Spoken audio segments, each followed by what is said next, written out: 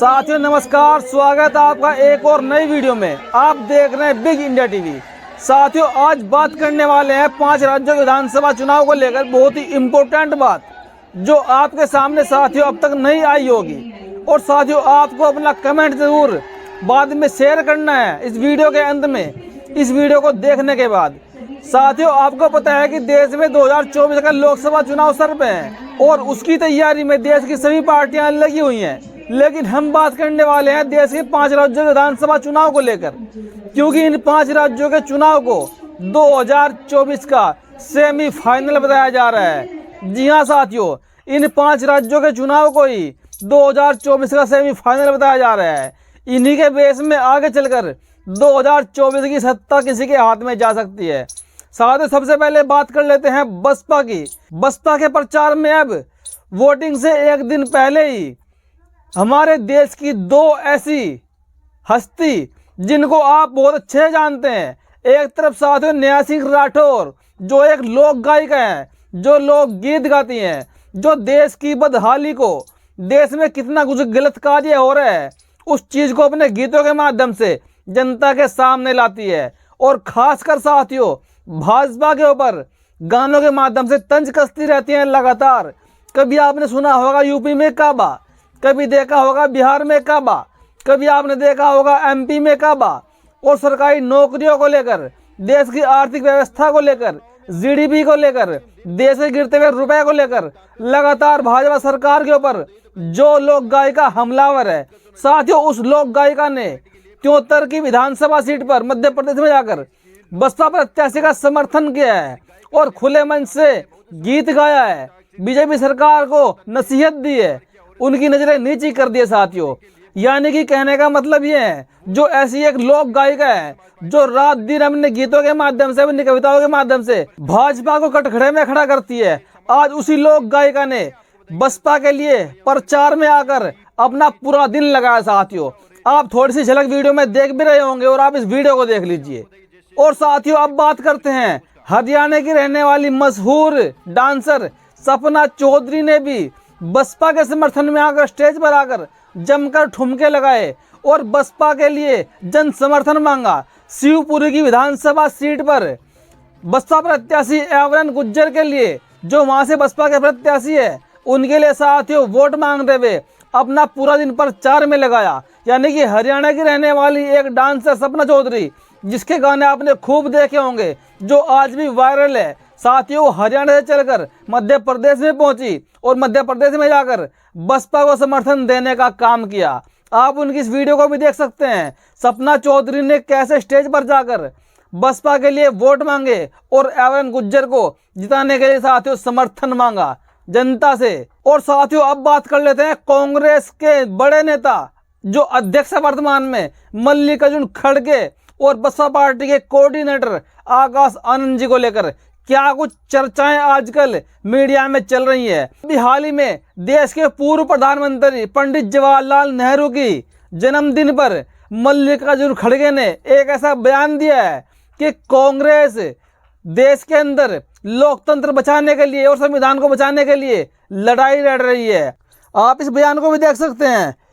खड़गे Congress fighting to save democracy and constitution. जी हाँ साथियों, ये बयान मल्लिकार्जुन खड़गे ने दिया है, जो कांग्रेस के बड़े नेता है, कि कांग्रेस देश में देश की डेमोक्रेसी, देश के लोकतंत्र और देश के कॉन्स्टिट्यूशन, देश के संविधान को बचाने के लिए लड़ाई लड़ रही है। लेकिन साथियों इन्हीं के ऊपर, इनकी बातों को पकड़ के इन्हीं के ऊपर बसपा के राष्ट्रीय कोऑर्डिनेटर आकाश आनंद जी ने इनकी ऐसी पोल खोली, इनको ऐसा लताड़ा कि मैं आपको पूरी खबर बताऊंगा विस्तार से। आप इस खबर को पढ़िए, क्या कुछ कहा है आकाश आनंद जी ने इनके ऊपर।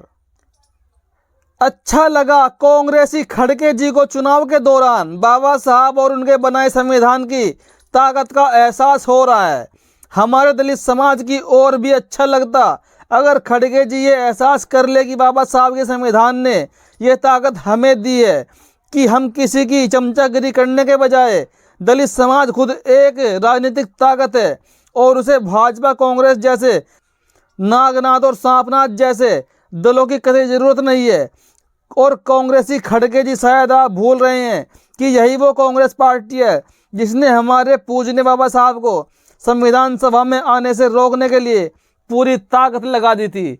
जी हाँ साथियों, वो किस्सा आपको याद होगा जब हमारे देश की आज़ादी की बातें चल रही थी और हमारे देश के लिए संविधान बनकर तैयार होने वाला था। और साथियों, उस समय देश के अंदर बाबा साहब से पढ़ा लिखा विद्वान, पढ़ा लिखा आदमी कोई नहीं था और संविधान लिखने की पूरी जिम्मेदारी बाबा साहब को मिलने वाली थी और मिली भी। लेकिन साथियों, संविधान सभा में जहाँ पे संविधान बनने के लिए बातें होती, उस सभा में आने से कांग्रेस ने बाबा साहब को हर समय हर पल रोकने की कोशिश की। बाबा साहब को कई बार चुनाव हराया, उनके खिलाफ कांग्रेस ने मेरे प्रत्याशी खड़ा करके।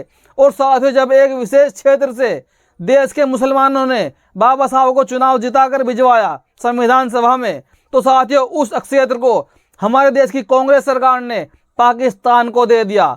इतना बड़ा धोखा बाबा साहब के साथ कांग्रेस ने किया है और कांग्रेस ने लगातार षड्यंत्र किए हैं बाबा साहब को रोकने के लिए भी, कि बाबा साहब देश का संविधान न लिख सके। आगे आकाश आनंद जी ने क्या कुछ लिखा है, इसको भी देख लीजिए आप। संविधान को बचाने का दम बढ़ने वाली कांग्रेस अपने काले इतिहास को भूल गई है।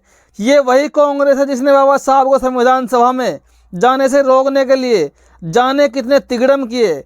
यहाँ तक कि कांग्रेस ने अपना कुप्रभाव दिखाते हुए बाबा साहब को बॉम्बे के अनुसूचित जाति संघ का साथ भी नहीं लेने दिया, क्योंकि कांग्रेस बाबा साहब के समाज सुधारक वाली छवि से डरती थी। यहाँ तक कि बाबा साहब को लोकसभा में जाने से रोकने के लिए कांग्रेस ने दो बार उनके खिलाफ उम्मीदवार खड़ा किया और खुद नेहरू गांधी उन उम्मीदवारों के प्रचार के लिए गए। यहाँ तक कि कांग्रेस ने बाबा साहब को नीचा दिखाने के लिए उन्हें रोकने, उन्हें हराने वाले NS काजोलकर को 18 साल बाद 1970 में समाज सेवा के क्षेत्र में पद्मश्री से सम्मानित किया। लेकिन देश को समता मूलक विचारों वाला संविधान देने वाले बाबा साहब को भारत रत्न भी नहीं दिया। जी हाँ साथियों, बाबा साहब को मरने के बाद भी कांग्रेस सरकार ने भारत रत्न की उपाधि नहीं दी और कोई भी सम्मान नहीं दिया। साथियों, जो आज देश के अंदर बाबा साहब को 1990 के अंदर भारत रत्न का सम्मान दिया गया था, वो वीपी मंडल की सरकार ने, वीपी सिंह की सरकार ने, बहन कुमारी मायावती और काशीराम जी के दबाव में, रामविलास पासवान जी के दबाव में, लालू यादव जी के दबाव में उन्होंने अपना प्रेशर बनाकर सरकार साथियों गठबंधन की थी। उनके प्रेशर में आकर तब जाकर बाबा साहब को जनता दल की सरकार ने भारत रत्न की उपाधि से नवाजा मरणोपरांत। लेकिन साथियों, कांग्रेस ने बाबा साहब के जीतो क्या, उनको मरने के बाद भी उनको सम्मान नहीं दिया, क्योंकि कांग्रेसी पूरी तरह डरते थे बाबा साहब से कि बाबा साहब अगर देश में और भी बने रहे और भी 10-15 साल जी लिए तो देश की राजनीति का तख्ता पलट कर देंगे और देश के दलितों, पिछड़ों और आदिवासियों को उनके हक दिलाकर देश में बराबरी कायम कर देंगे। लेकिन साथियों, बाबा साहब को आप जानते हैं शायद कांग्रेस ने किस तरह षड्यंत्र करके मौत के घाट उतार दिया और उनकी मृत्यु अचानक से मात्र 65 वर्ष की आयु में ही हो गई थी। साथियों, तो मध्य प्रदेश में चुनाव प्रचार के आखिरी दिन पोहरी विधानसभा में उमड़ा जन सैलाब। जी हाँ साथियों, बसपा को साथियों मध्य प्रदेश में भर भर कर समर्थन मिल रहे हैं। आपने लगातार रैलियों में देखा, बसपा की रैलियों में, जनसभाओं में कहीं कहीं लाख लोग उमड़ कर आ रहे हैं। लेकिन साथियों, ये खबरें आपको गोदी मीडिया नहीं दिखाएगा। हमने आपको पहले भी कई बार बताया है, गोदी मीडिया सिर्फ और सिर्फ आपको भाजपा और कांग्रेस दिखाएगा। अगर किसी राज्य में 100 सीटें हैं साथियों, तो साथियों भाजपा और कांग्रेस को किसी को 45 सीटें देगा गोदी मीडिया, तो किसी को 55 देगा, या फिर ये कहिए कि किसी को भाजपा को 45 या फिर कांग्रेस को 40 सीटें देगा और 5-10 सीटें अदर्स के लिए इकट्ठी करके छोड़ देता है गोदी मीडिया।